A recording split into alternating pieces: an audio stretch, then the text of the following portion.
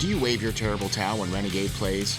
Reach for a tasty cake when JJ shouts, "He scores!" Does the sound of an F1 engine make your heart race? Doing push-ups with a Nittany Lion after a TD? Then lend us an ear, and we will share the exhilaration of Steelers football, the excitement of Flyers hockey, the nail-biting finishes of F1, and the pride when we yell, "We are Penn State." Welcome to the SteelFlyers Show, the strangest combination of sports fandom since pineapple was put on pizza. Ladies and gentlemen, welcome to the SteelFlyers All Sports Network. And that's right, folks, we are continuing with our Eliminator series, where we've had a few teams eliminated from the playoffs. And, well, now we're going to get into talking about them. And we have been joined by the great ones. That's right. At SteelFlyers All Sports Network, we only bring you the best. So we're going to slice off a little piece of prime rib and bring you Payton on the radio. How you doing, Payton? I am doing fantastic. I am just excited to get some hockey talk into me, and it's just going to be so exciting to talk about these two teams, and the Avalanche and the Jets. Exactly. So thanks for hopping on and joining us and giving us all your great wisdom. Speaking of wisdom, that's right, the Great Pearlo Wisdom. How you doing, buddy? I'm doing fantastic, man. Talking hockey all day long. That's right. Woo. Talking hockey all day long. And that's what we're all about here, is talking hockey all day long. We're going to cover the Colorado Avalanche, who were eliminated from the playoffs in the second round. We're also going to get into the Winnipeg Jets as well, who were eliminated from the second round. Colorado was eliminated by the Vegas Golden Knights, and Winnipeg was eliminated they were swept from Montreal, of all teams. So there you go. How about that? Two teams that Vegas is dealing with. Imagine that. So the first one we're going to get into is Colorado. And I have to tell you guys, I'm a little bit disappointed here. I had Colorado picked to go all the way to the Stanley Cup Finals against Carolina, of all teams. So I'm a loser all the way around. I didn't get Carolina at all, and I certainly didn't get Colorado. But, Pearl, I'm going to start with you first. What exactly here went wrong? I mean, they played Vegas all year. They played them well all year for the most part. What went wrong here for Colorado?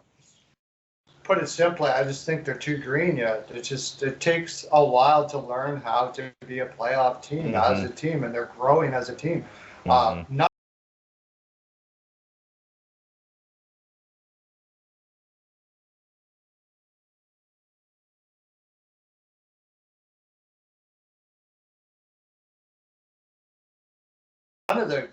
Boston, Washington, Pittsburgh, all of them had to build that muscle up, like in the sense the mental muscle and the physical muscle and everything, to especially mentally. Playoffs are a very mental time. If you don't have the mentality towards it, it doesn't matter what your talent is. It's really weird. You have a Warriors mentality, but you have to do so over a marathon where you're not burning yourself out mentally and physically at the same time. So it's finding the balance of where you're going to be to stay in the mindset of being able to win every game, not getting too high, not getting too low. You've heard all these things talked about great players, and they've come out as cliches. But they're true, but they're not easy. They're very difficult, and it takes time to do so. Usually it takes time. I think the last time a really young team won a cup like that, and even this team, which was crazy talented, would be the Edmonton Oilers back when they won, and they won really quick. But they lost to the Islanders in 4 or something like that before they did. It still takes, doesn't matter what the talent, it's going to take time for that. And I think that's really what it is with Colorado there. It's just they could use maybe some more veterans, like as I've mentioned before, Folignos and stuff like that on their team, if they can find a way to do that. Even with Landeskog, Landeskog is a great leader, but and probably the most prepared out of this group to be able to do that, but he kind of stands alone there. And I know for sure we're going to be talking about in their exit strategy the big thing about having to re-sign Landeskog. But that's what I think, anyways. That's what I really. That's why I had Vegas making it to the finals. Okay. I still thought Colorado might be a little bit green. I mean, I wasn't confident about it because they are that talented, Colorado, that they could just go like. Yeah, I'm with you. Well, Peyton, give me your take on what you think was going on there with why Colorado kind of lost this series here against Vegas. I mean, like I said, they played them really well in the regular season for the most part. You cannot deny the fact that Colorado is ultra talented. I mean, they are just one of those other teams where you can just go, oh, Landeskog, check. Oh, McKinnon, check. Oh, Grubauer, check. You know, they got those stars, they got those big names. So give me your take on what do you think is going on there in Colorado? I totally agree with Pearlo on the fact that, you know, it takes time to build a playoff team. You could take a look at Tampa Bay and how long it took them to actually be a playoff team. You know, they lost in the first round. They have lost many times. And, you know, Colorado is in that same route right now. We're talking about this team the most because they have the biggest talent and they were expected to win the cup this year by a lot of people. Even I thought that this team was going to go far in the playoffs, and they ended up not going too far in the playoffs, which was kind of a bummer for the team. But, you know, the Colorado Avalanche didn't do that bad, but the biggest thing for them was the fact that, you know, McKinnon didn't produce in the last couple games in that series. The big stars didn't do anything in the last couple games. McKinnon popped off in game one having 6 points, and then for the rest of the series, he was cold. So for this team, they got to, you know, improve upon that. Their star forwards have to get themselves going. They got to figure out that kind of warrior mentality between every single player. And Pearl is dead on. This team is a young team. Their average age on their forward core is 26.8. They barely got any guys that are above 35 years old. There's only two in Carl Soderberg and Bellemare. And those guys are depth players mostly for your team. You look at the defense, the average age on the defense is 24.7. That's a young defensive core. Wow. And it is a very good defensive core. Taves and Makar were absolutely amazing this year. Gerard, Graves, who they might be losing in this expansion draft coming up. Saad played really well too. Right? Brandon, Saad played great as well, scoring a lot of goals, and you might be losing a player like that as well. And especially your big captain, Landeskog, being a free agent this year, who is really one of your only big leaders right now. And that was the biggest thing. You know, exactly what we seen with Toronto in round one, where they just completely fell apart. This is what happened to Colorado. They lit their foot off the gas. Bednar kind of hammered these guys a little bit. They lost their confidence. And once they lost their confidence, they couldn't pick themselves back up. And that's the biggest thing, you know, compared to Montreal, where they built their team for full of leadership and tons of guys that say, hey, we could turn this around. And that's what Montreal has been doing every single series throughout the playoffs. They just keep turning things around, keep improving. And Colorado was not able to do that against the Vegas Golden Knights and just was not able to produce anything. So basically what you guys have both said is that you agree on the fact that this is why Colorado is now playing golf. Okay. I overlooked that point because I saw the abilities of Grubauer. I saw the abilities, which he did not play all his best either over the last couple of games either. Now, I attribute that too as well to how well Vegas played. Okay, because you have to give Vegas credit because they are that top tier team where they're going to force you into mistakes. They're going to force you into things that you don't necessarily want to do. They're going to force you out of your game because that's what they do. I mean, that's how you play the game, is to try to take people off their game. You know what I mean?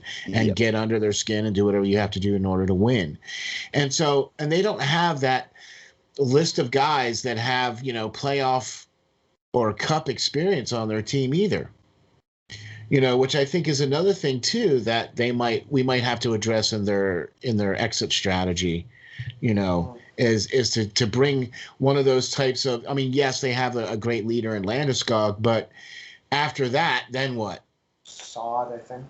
Okay, so you need more of a core group of leadership there, like with what Montreal is doing, building that core group of leadership. You know what I'm saying? So I'm not saying that Colorado doesn't have that. I'm not saying that at all. But what I'm saying is that if you potentially could lose Landeskog, who is not only the face of this franchise and has been since he's been there. I mean, let's face it. You know what I mean? And if he moves on, now you're suddenly looking at a Colorado team that's going to be a whole sight different. And you're going to have to look towards somebody like that for leadership because now your captain's gone. Okay. Yeah. I looked at Colorado that having enough offensive firepower to take care of Vegas. I had them picked that because of their goaltending matchup. I thought they matched up really well with Fleury versus Grubauer. I thought that was a heck of a matchup. Both of those two goalies are both up for the Vezina. How could you go wrong? This was a match made in heaven. Everybody talked about all season long was we want to wait till the playoffs was Vegas and Colorado are going to play. And it didn't disappoint. And Vegas moved on. Okay. Because Colorado was exactly with what you guys said. They were green in certain areas. They didn't have the experience in other areas, and they were just not able to put it into that extra gear, I guess, and be able to take that pounding that Vegas gave them and be able to win those couple of games that they needed to win in order to move on. You know what I mean? So that's what happened to Colorado. That's why they're playing golf now. So we're going to move on to what actually they could do to make sure they're not playing golf next year at this time.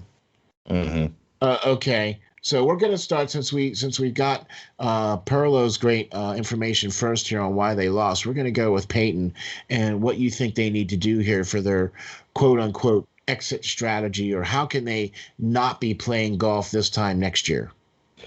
There's going to be a lot. I think Sakic is going to be really, really busy this off season for the Avalanche because the fact that he wants to go deep this next season for the team, and they have some big changes. You got Landeskog, you got Saad that you got to sign if you want to sign Brandon Saad back to another contract, if you guys even have the funds.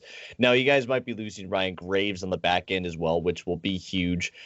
Eric Johnson was supposedly going to be waiving his no movement clause, his no movement. So we could be seeing a combination. We already know that Makar and Taves will definitely be protected. We just don't know if it's going to be Girard or Graves.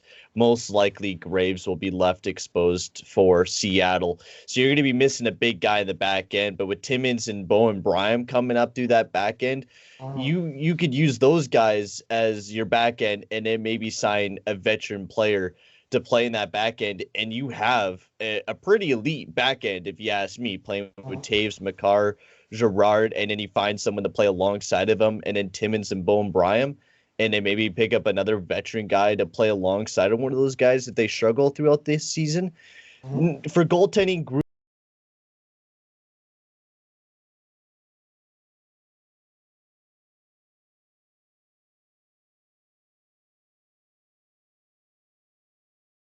Grubauer, it might be your option because he did have a very solid season, 923, a 1.95 goals against. Was that maybe because of the defense? Probably. But and then their offense, you definitely need to find, some veteran guys for the team, without a doubt. Some, I guess, more top six guys since you're losing out maybe on Sod. You definitely need to get Landeskog back. That is your big captain, and if you lose him, you're going to definitely be missing a key guy to that top line of McKinnon and Mikko Rantanen. You don't want to be losing a guy like that.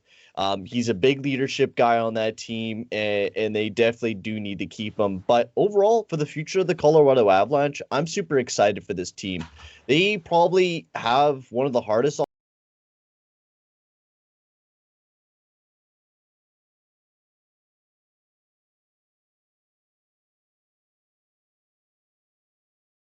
off seasons, but also one of the easiest just because of the youngsters coming up through the squad with Tyson Just and Alex Newhook, who looked very good in the playoffs, right? That center core is going to look deep with this upcoming future of JT Compher and Just and Newhook and Kadri and McKinnon. They're going to be very deep up the middle. All they need to do is sprinkle in some veterans throughout that core, some new top six people, and this team could be a very deadly team, just like how it was this year. Can't argue with you on that. Pearlo, give me some of your great wisdom here on what you think here about what Colorado's going to do, or what do you think they need to do, or whatever. Because not only do they have to do Landeskog, but guess who else's contract is up for needing to be signed? That's right, a potential Vezina Trophy-winning goaltender in Grubauer. Right. We also can't forget, sorry to cut you off, Makar is also a restricted free agent as well. So they got to fork out a lot of money this offseason, which they really don't got a lot of. No. So, Pearlo, give me some of your exit strategies here for Colorado.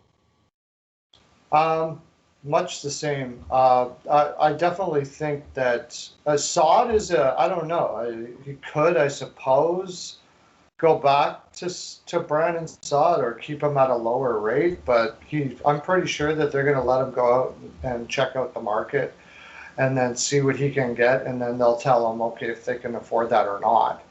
But Landeskog for sure. I'm pretty sure Joe Sakic has signed some of the best contracts ever. Like, even Rantanen, their most expensive player at $9 million, is like a great contract for right now. Nathan McKinnon at $6 million is just stupid. Like, it's not even fair. Yeah. So what's he gonna do with Makar? I mean, probably will be like, how the heck did he do that? I imagine the same with Landeskog.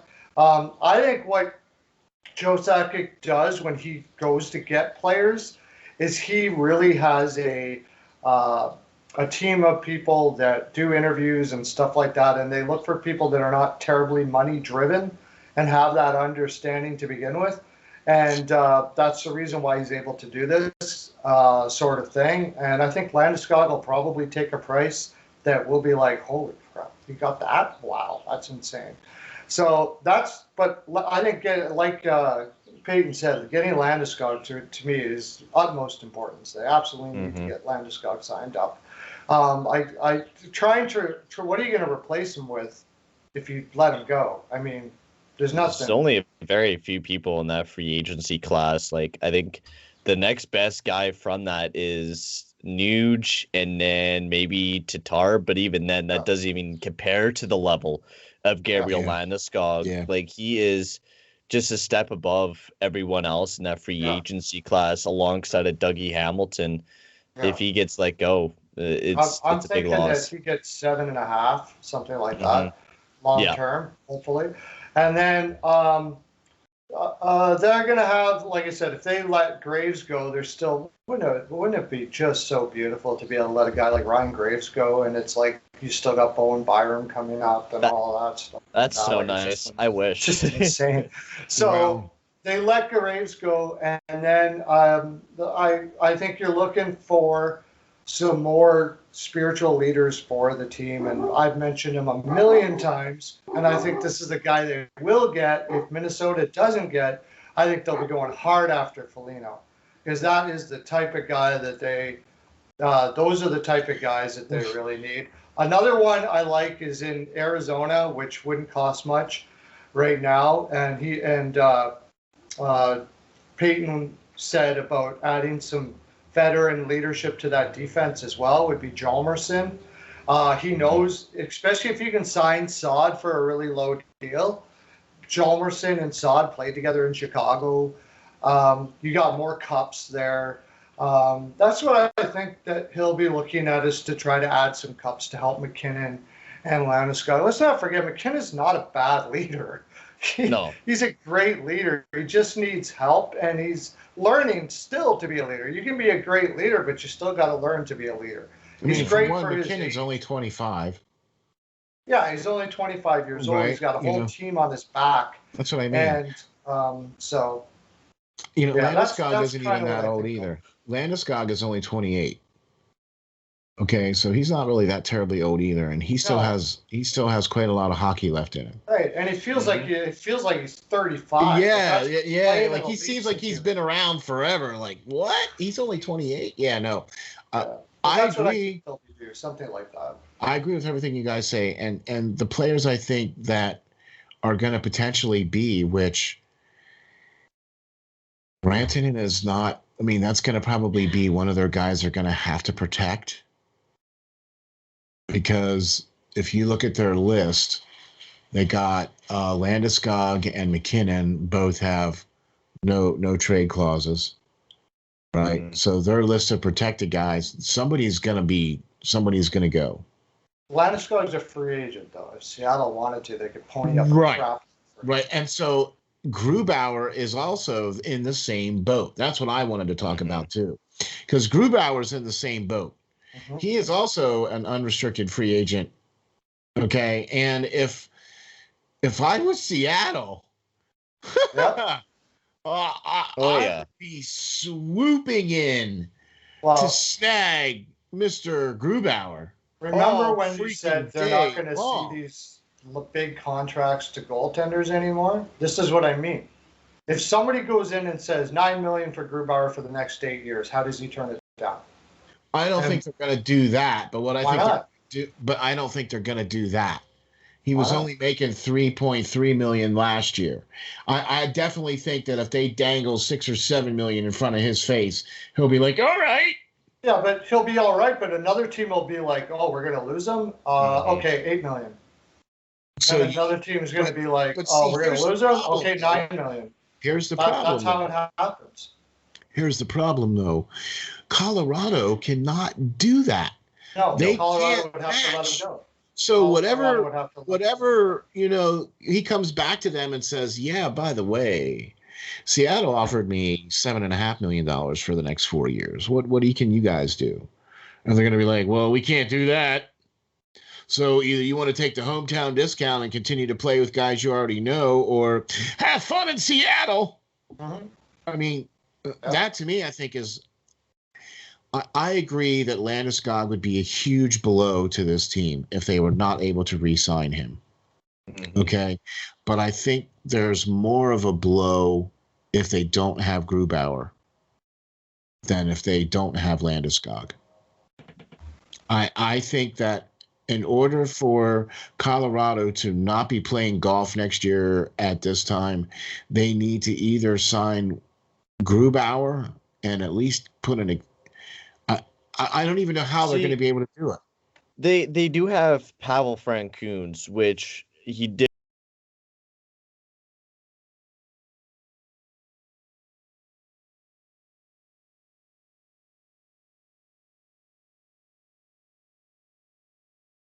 did miss out all of this season this year because of an injury, but the last 2 seasons he was pretty damn good for the team as like a 1B situation.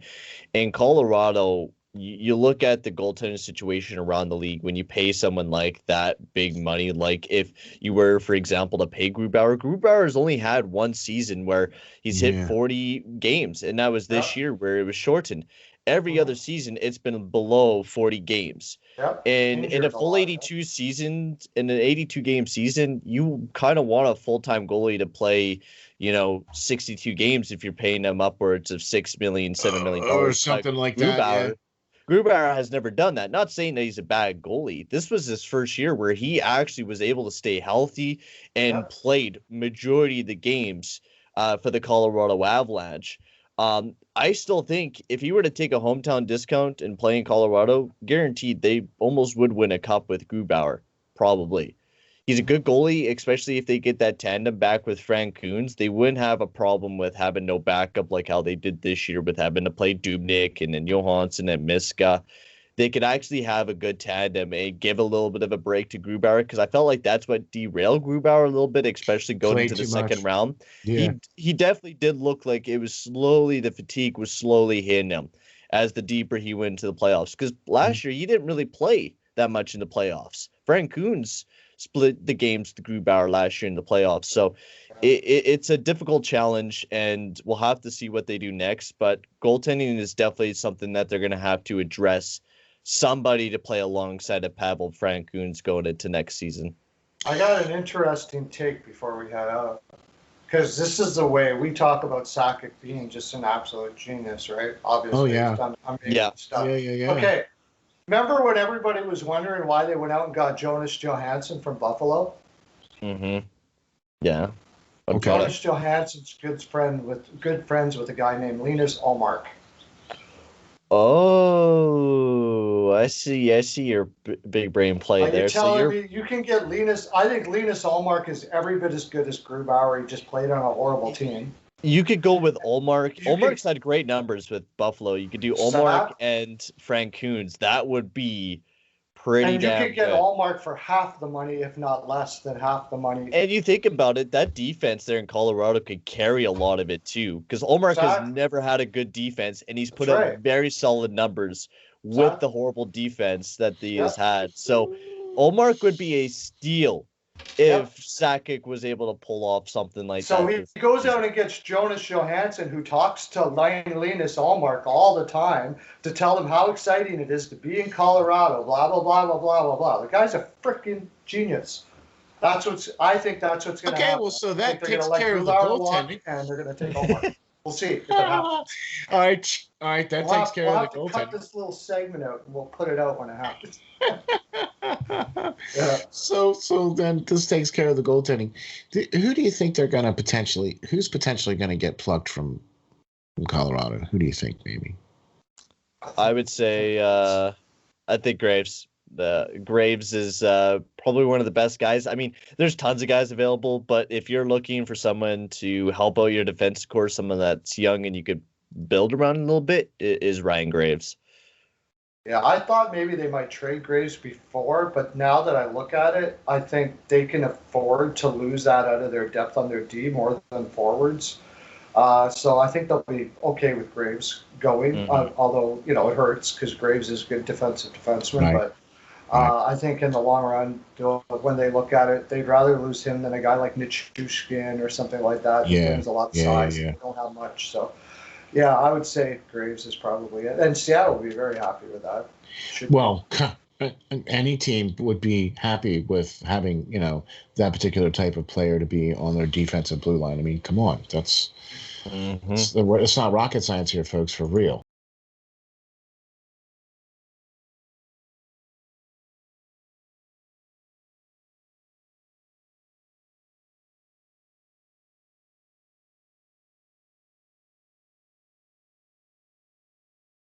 Okay, so there you have it, folks. We covered Colorado in 26 minutes.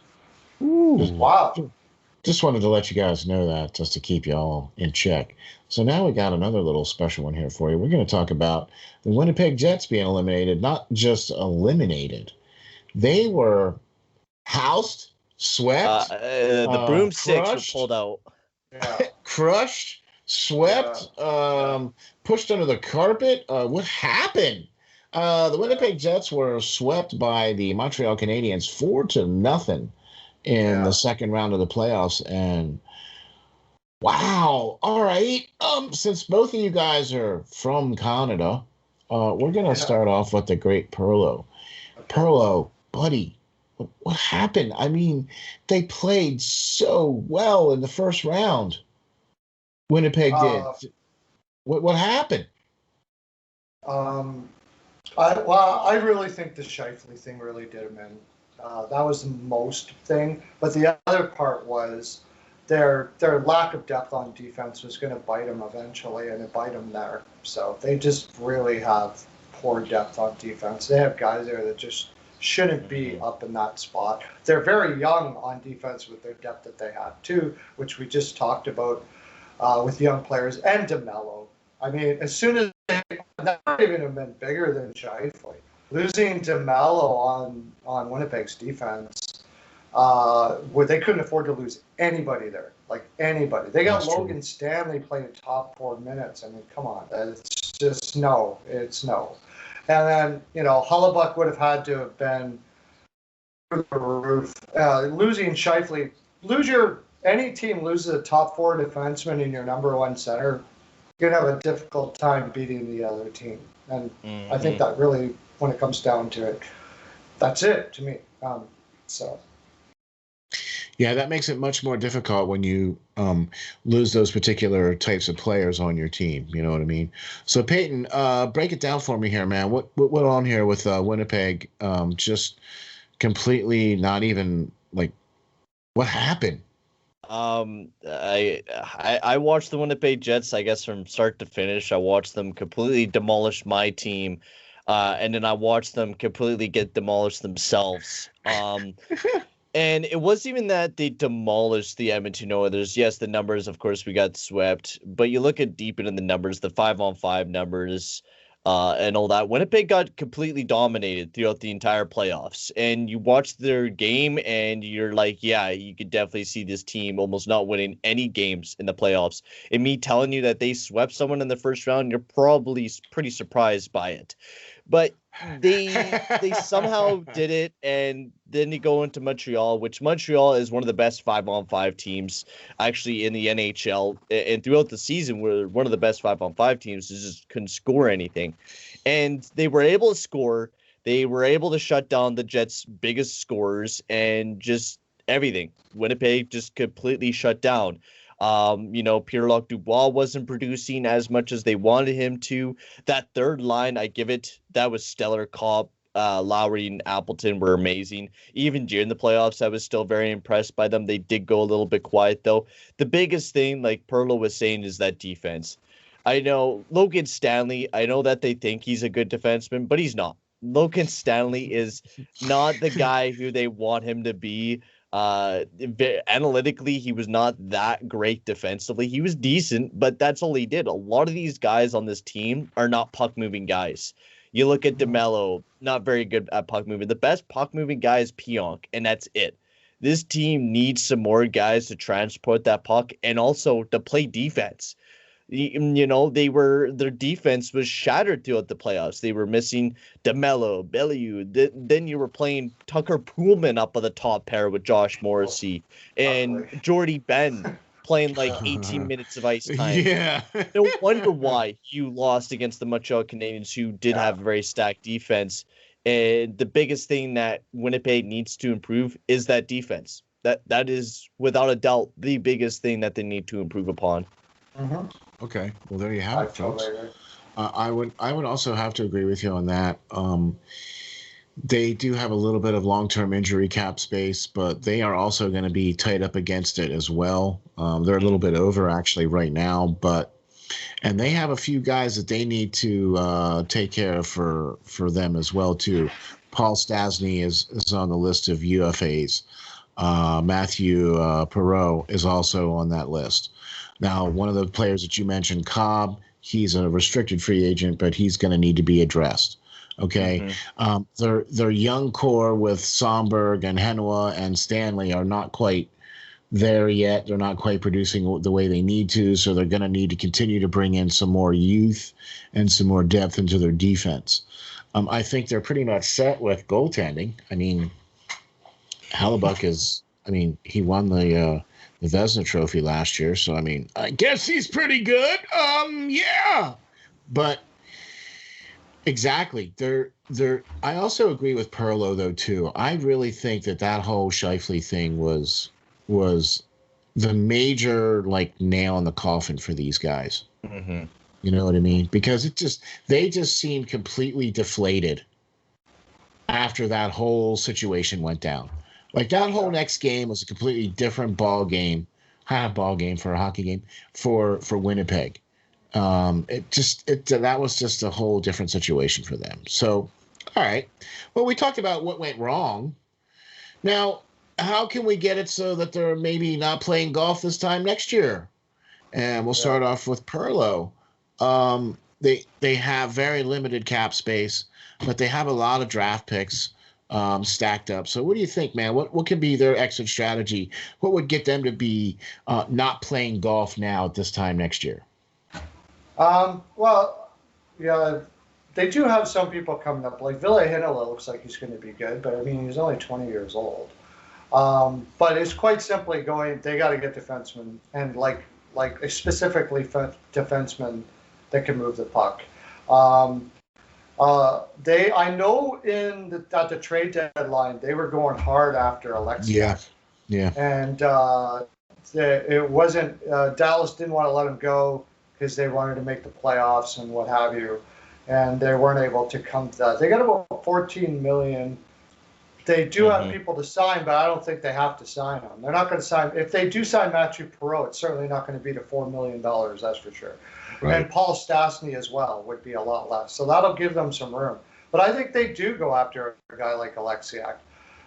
Why did they specifically get Alexiak? First of all, analytically, eye test-wise, he's come a long way. And he can move the puck not too bad. I don't think that's the only guy that they need, though. They need to look for one more player that can specifically move the puck. Maybe go to Anaheim and look at some guys there that are puck movers like Lindholm or Fowler or something like that. They need guys that can specifically move the puck for sure. I also, maybe some older guys like a guy that they can get on the cheap that I really like, I talk a lot about, and I still think he has value, is Goligoski in Arizona. Somebody like this, some guys like that, if they want to get some fill-in guys until their young guys are available. But if I look at the prospect pool, I don't see like tons of players coming up to take these spots. So whatever cap space they have, I'd be throwing it at defense and just let the forwards take care of itself. Okay, there you go. I mean, they do have quite a plethora of young defensemen that are on their entry-level contracts. But, I mean, none of these guys are putting any fear in me, that's for sure. I wouldn't be signing Dirk Forbert back. Yeah. So, Peyton, what do you think here? What could be an exit strategy for the Winnipeg Jets? The Winnipeg Jets, like Perlo was saying, about $14 million in the cap space. And then with Seattle coming up, they might be losing Lowry. You might even be making that about maybe $18 million in cap space, especially if you lose, one of your big guys on your team. I think the biggest thing is they got to improve upon that defense. That was the biggest, thing that, really bailed them out. And maybe make that fourth line a little bit better. You're going to have probably some of the younger guys jump through. Maybe like Jensen Harkins might be able to be ready to go. Maybe hopefully Sami Niku will be able to be playing in that defensive course. Same with Ville Heinola. But for the future-wise for free agents, like, Perlo said, Jamie Alexiak is an option. Mike Riley from the Boston Bruins would be a very cheap option. Had a very good season offensively. Passes the puck. If they need a puck-moving guy, Mike Riley would fit perfectly on that left-handed side alongside of Dylan DeMello. Someone like, if you're looking for someone like a veteran leadership, and Alec Martinez, who has won a cup before, yeah, that would be a good he might be a bit more expensive. That will probably be the problem with Martinez, is that there will probably be a decent amount of people after him. But those would be two guys, like even Goligoski, someone young, or not young, but older, but somebody that could be possibly very cheap for the Winnipeg Jets. And I would be looking at some wingers to fill in that top six, because right now I think they will probably have either Andrew Kopp or Vesalainen in that top six if they don't sign back Paul Stastny. And I didn't mind Paul Stastny, but they need a little bit more shooting. They lost Laine. They have Connor and Ehlers, but they need just that extra shooter. Mike Hoffman to put on the power play, or maybe a Tatar, or just someone cheap, like a Sad. A Sad would even fit on that team. A Palmieri, just someone to shoot that puck a little bit more for that team, and just be a nice depth power play guy for that team to play in that top six, maybe even a guy to play in that top nine. But that was the biggest thing that I seen when they were in the playoffs, is that their power play struggled. And you've seen that, yes, when Scheifele went down with, to suspension, and more players, even when Ehlers is out of the lineup, they were struggling on their power play. And I think having another goal scorer being added to that team would be very good and would even help out Pierre-Luc Dubois most likely as well. Yeah, that was the other thing too. I thought that he didn't quite play up there after the trade. Didn't. I mean, he wanted out of Columbus and he got out of Columbus, but then he wasn't really producing as much as I guess they would like to him to have produced. And I think that was also part of it. I think that's why they're still going to be looking for forward depth. They're going to be looking for more shooters. You know what I mean? They're going to be looking for more of those types of players that can, play on the wing, that are going to be able to give them more of that offense. You know what I'm saying? So I do agree with you on that. They have a couple of guys that are, Stasny being one of them, that are going to need to be re-signed. There's quite a few other guys on the team that can probably go away. You know what I mean? That they were depth guys. What that's the other thing too. If one of your players is for depth is Nate Thompson and Trevor Lewis. And Trevor Lewis, I mean, you clearly don't have an idea of what anyway. But yeah, with some of those players being some of their depth players, I definitely think they need to upgrade in that area as well too, for sure. So I don't know. I was actually, I didn't really have Winnipeg selected to even make the playoffs this year. Same.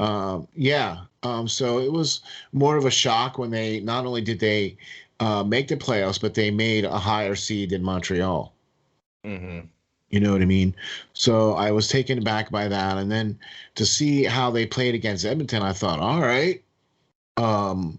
So I guess this is the real deal here. And apparently Montreal said, hold my beer. You know what I mean? By the way, the Goligoski's from Minnesota, and a lot of players that are from Minnesota like going to Winnipeg because it's like right there. Yeah, really it's close. Like right across. Yeah, it's and simple and easy. Alexiak's from Toronto. Winnipeg, Toronto is really close too. So just something to throw out there. See, Pearlo always has these great little pearls of wisdom that he drops on us about these great little tidbits of information, right? I don't care what anybody says, man. We are so lucky to have that as part of our group, man. I'm telling you what, man. It just makes it that much more fun and exciting. Gentlemen, I'll tell you what. We did a heck of a great show here for this Eliminator series. I really appreciate you guys hopping on here. Payton, where can we find you? Where can we get all your great stuff? You can check me out on Twitter at Payton Radio, and my YouTube channel on Payton on the Radio, and my Instagram also, which is also Payton on the Radio. So those are all my links. Oh, that makes it easy. And Pearlo, how can we get a hold of you? Where can we find all your great stuff? Well, you can watch me in a couple hours on the Pearlo Wisdom Show, NHL Pearlo Wisdom Show, 3 to 5 days a week. You can also check me out on Twitter on Pearlo's NHL POW, and of course the SteelFlyers All Sports Network. Just go there. You can watch everything that I do there, and everything that all of us do there on the SteelFlyers website. It's absolutely fantastic. You'll find a wealth of information there. For sure. And be sure to check out everybody else's shows and podcasts and everything else at the SteelFlyers All Sports Network. You can check that out at www.steelflyers.com. Thank you very much for joining us, folks. This is the another part in the Eliminator series here as we talk about teams that have been eliminated from the playoffs and what they're going to do and how they're going to address the off season. So thank you very much for joining us. This is SteelFlyers. Just remember, folks, stay safe, stay strong, and hang tough.